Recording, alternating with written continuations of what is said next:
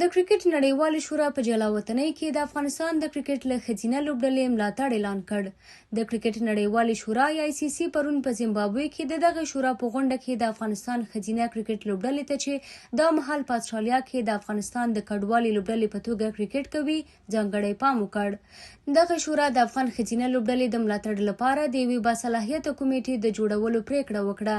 نړیوالې شورا اعلان کړی چې دغه کمیټه د هند کرکټ بورډ، استرالیا او انګلند والز کرکټ بورډ په نوښت جوړیږي چې د افغان ښځینه لوبډلې لپاره د ځانګړي مالي صندوق جوړول هم پکې شامل دي. د یاد مالي صندوق له لارې به د افغانستان ښځینه لوبغاړو د شخصي ژوند له لګښتونو نیولې د کرکټ تر فعالیتونو پورې تمویلیږي، چې اصلي موخه یې په نړیواله کچه ښځینه لوبډلې ته د کرکټ کولو امکاناتو او اسانتیاو برابرول دي.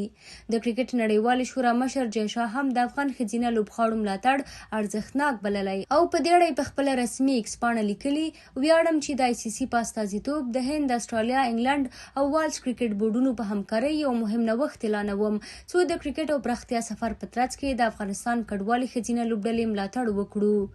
په همدې حال کې د دغه ځانګړې کمیټې پر بنسټ به د افغانستان کرکټ بورډ ته کوم امتیاز یا تاوان نه ورکول کیږي او نه به له افغان کرکټ بورډ په جلاوطنۍ کې د افغانستان ښځینه لوبډلې د مالي یا نور ملاتړ غوښتنه کیږي، بلکې په ټوله کې دا مهال د ښځینه لوبډلې موضوع د افغانستان له کرکټ بورډ جلا ده. دا په داس حال کې ده چې د افغانستان کډواله ښځینه لوبډله اوس مهال په استرالیا کې په کرکټ بوخته ده او د روان کال په جنوري میاشت کې د بې پولې کرکټ بنسټ لخوا له جوړې شوې ښځینه لوبډلې سره لوبه وکړه.